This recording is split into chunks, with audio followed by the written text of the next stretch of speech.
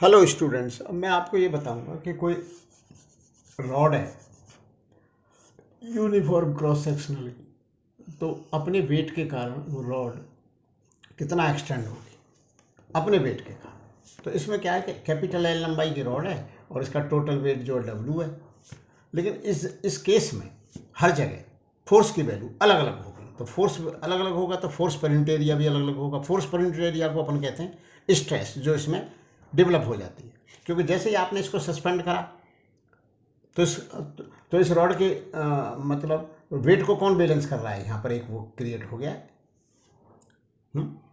Force create हो गया जो ऊपर की तरफ हो गया, जो उसका अपोज कर रहा है वेट का। यहाँ पर ये नीचे वाले इसका इतने का वेट को जो बैलेंस कर रहा है, तो यहाँ पर एक फोर्स क्रिएट हो गया है। तो जो फोर्स क्रिएट होता है टू अपोज द कॉज, वही तो कहलाता है इलास्टिक प्रॉपर्टी। अगर वो नहीं होती इलास्टिक प्रॉपर्टी तो अपना हाथ सस्पेंड हुआ, हाथ गिर जाता, ये करा, ये गिर जाता, तो फोर्स तुरंत क्रिएट होते हैं। तो यहाँ पर जो ये एक्स डिस्टेंस पर है, तो इसका वेट हो गया डब्ल्यू यूनिटरी मेथड से W upon L into x, क्योंकि एल लंबाई का कैपिटल डब्ल्यू, तो यूनिट लंबाई का W upon L into x. तो इस वेट को यहाँ पर जो क्रिएट हुआ है फोर्स, वो बैलेंस कर रहा है। तो यहाँ का जो एफ ये हो गया। दिस एफ यंग्स उससे हुक्स लॉ से, तो इसमें जो क्रिएट हुआ होगा जो एक्सटेंशन इस डेल्टा एक्स लंबाई में, तो वो आप डेल्टा एक्स क्यों ले रहे हो? क्योंकि हर जगह एक्सटेंशन हर डेल्टा एक्स में का रेशियो अलग अलग होगा, क्योंकि यहाँ का जो एलिमेंट होगा वो इसको बैलेंस करे हुए होगा, यहाँ का जो एलिमेंट होगा ये पूरे को बैलेंस करे हुए होगा, यहाँ का एलिमेंट इतने को बैलेंस करे हुए होगा। तो यहाँ लिखा जाएगा D of delta X upon delta X strain into by बराबर this W X Y L, क्योंकि वो जो फोर्स है वो Young's modulus multiplied by strain है। तो अब इसको इधर ले आओ, तो W by L X D X बराबर by D of delta x.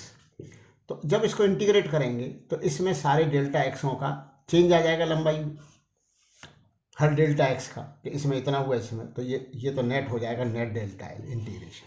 इधर का इंटीग्रेशन 0 से एल, तो ये हो जाएगा W by L L square by 2। ये इतना हो जाएगा।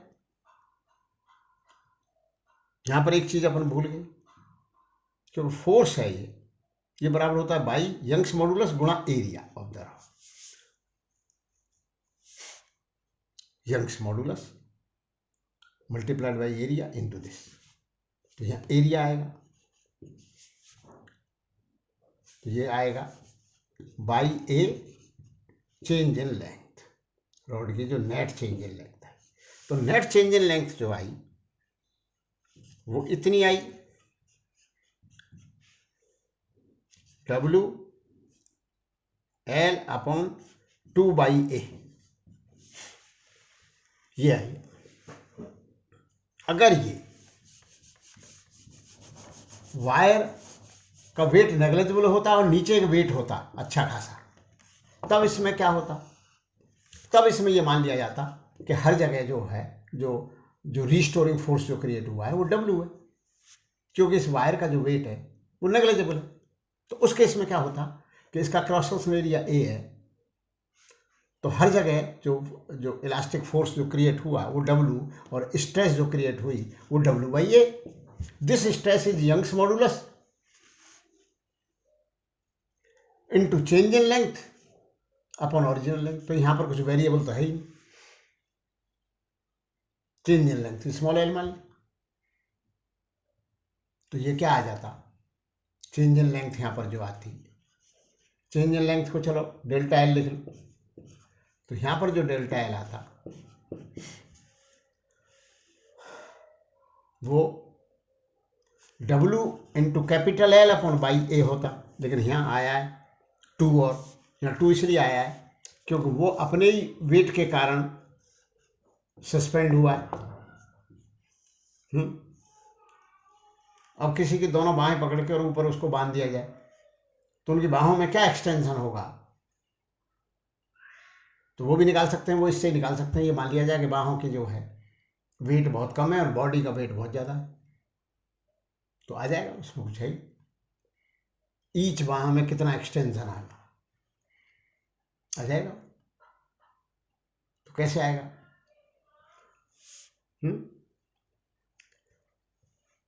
वही वेट अपॉन एरिया।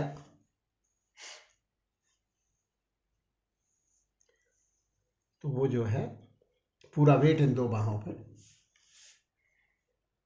तो ये मान लिया जाए कि एक बाह पे W/2 है, तो एक्सटेंशन आ जाएगा एक बाह, तो कितना आएगा W/2A, वहां का मान लिया क्रॉस सेक्शन एरिया यूनिफॉर्म बराबर,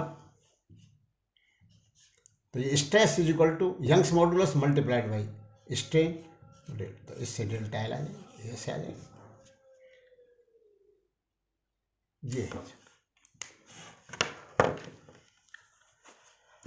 अब इस वायर में वायर खिंच गया तो इलास्टिक फोर्स के अगेंस्ट में जो वर्क हुआ वो वायर में इलास्टिक एनर्जी के रूप में या स्ट्रेन एनर्जी के रूप में वो स्टोर हो गई, उसको स्ट्रेन एनर्जी कहते हैं। तो स्ट्रेन एनर्जी कितनी होगी? एक्चुअल में जब वायर एक्सटेंड हो रहा था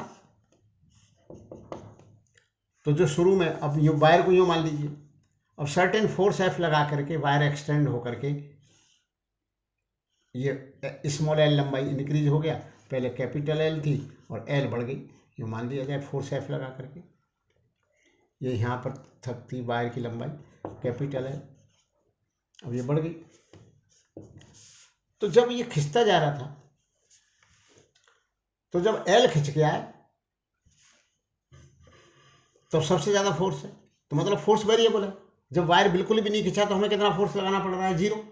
फिर जितना जितना खींचते चले जा रहे हैं फोर्स की वैल्यू बढ़ाते जा रहे हैं, बैलेंस करके उसको खींच रहे हैं। तो जब 0 खिंचा हुआ है तो हम कोई फोर्स नहीं लगा रहे, तो जब जैसे उसका एक्सटेंशन होता जा रहा है हमें फोर्स ज़्यादा लगाना पड़ रहा है टू बैलेंस, तो फोर्स वेरिएबल हो गया। तो एक्चुअल में जब ये एक्स खिंचा हुआ है एक्स, तो फोर्स इतना लग रहा हो एक्स अपॉन एल, तो स्ट्रेन हो गई इंटू बाई बराबर एफ बराबर बाई ए गुणा दिस। ये एक्चुअल में बाई एक्स अपॉन एल ये स्ट्रेस होती है, मतलब फोर्स पर यूनिट एरिया। तो अगर एक्स खिंचा हुआ है और यंग्स मॉडुलस बाई है और एल इसकी लंबाई है तो हमें फोर्स पर यूनिट एरिया इतना लगा रखा हो। ये समझ में भी आनी चाहिए क्यों कि अगर वायर मोटा हो तो फोर्स की वैल्यू बढ़ जाएगी, नहीं बढ़ जाएगी? एरिया बढ़ गया तो ये भी उतना ही एक्सटेंशन के लिए ज़्यादा फोर्स लगाना पड़ेगा। एरिया कम हो गया, वायर पतला है, तो उतनी एक्सटेंशन के लिए हमें कम फोर्स लगाना पड़ेगा। तो ये समझ में भी आ रहा है क्योंकि जो फोर्स अप्लाइड है, जो फोर्स अप्लाई करेंगे वो एरिया के प्रोपोर्शनल होगा। अगर कोई वायर मोटा है तो उस पर ज़्यादा फोर्स लगाना पड़ेगा फॉर द सेम एक्सटेंशन, पतला है तो कम लगाना पड़ेगा। अच्छा, तो अब ये फोर्स ये हो गया। अब वर्क डन क्या होता है? FdX। तो FdX का इंटीग्रेशन कर दो तो ये DW का इंटीग्रेशन मतलब हो करके जो वर्क डन है, नेगेटिव पॉजिटिव तो मैं यहाँ नहीं सिखा रहा, तो यहाँ पर जो वर्क है वही स्टोर हो जाता है in the form of potential energy. तो XdX का इंटीग्रेशन फ्रॉम 0 से स्मॉल है DW, तो ये कितना आ जाएगा? A//L L²/2। ये एनर्जी स्टोर हो गई, स्ट्रेन एनर्जी बोलते हैं इसको। 2-3 फॉर्म में लिख सकते हैं इस स्ट्रेन एनर्जी को अपन। तो आप बोलो क्या क्या लिख सकते हो? लिख दो U बराबर A/2L इंटू L²। अब देखिए क्या क्या फॉर्म में लिख सकते हैं इसको, स्ट्रेन एनर्जी।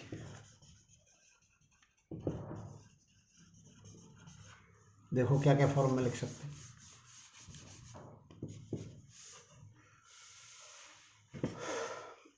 एल का ऊपर नीचे गुणा करते हैं तो A/, वैसे आप इसको यूँ याद कर सकते हो A//L। अगर स्प्रिंग से कंपैरिजन करा जाए तो ये स्प्रिंग का कांस्टेंट बन जाता है, तो ये फार्मूला हो जाता है हाफ के एक्स स्क्वायर, एक्स की जगह यहाँ एल है, हाफ के एल स्क्वायर, वेयर के है A by upon L, A by upon L by A upon L, spring से कंपेरिजन। अब इसको ऊपर नीचे कैपिटल एल का मल्टीप्लाई कर दें तो A by A L into by into L upon L का होल स्क्वायर और हाफ, मतलब कुछ नहीं करा है इसमें, एल का ऊपर मल्टीप्लाई करेगा, एल का नीचे, एल अपॉन एल का होल स्क्वायर यहाँ लिख दिया, ए गुणा एल हो गया वॉल्यूम ऑफ दी, वो वायर का वॉल्यूम हो गया, ए क्रॉस सेक्शन एरिया और एल नंबर, तो ये हो गया half volume into Young's modulus into strain का स्क्वायर। तो strain energy per unit volume निकालेंगे, strain energy per unit volume, volume का नाम भी रख लिया, तो ये आ गई हाफ बाई स्ट्रेन स्क्वायर,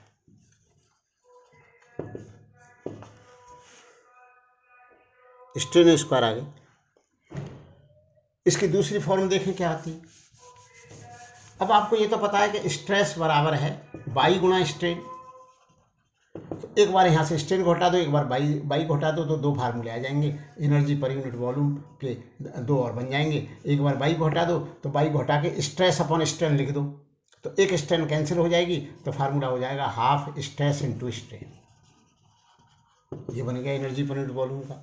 फिर तीसरा बना सकते हो, इससे स्ट्रेन हटा दो, स्ट्रेन को हटा के लिख दो स्ट्रेस अपॉन बाई, तो स्ट्रेस का square upon by square, stress square upon by square, एक बाई कैंसिल हो जाएगा, तो एनर्जी पर यूनिट वॉल्यूम हो जाएगी हाफ स्ट्रेस का स्क्वायर अपॉन बाई, ये आंसर हो जाएगा।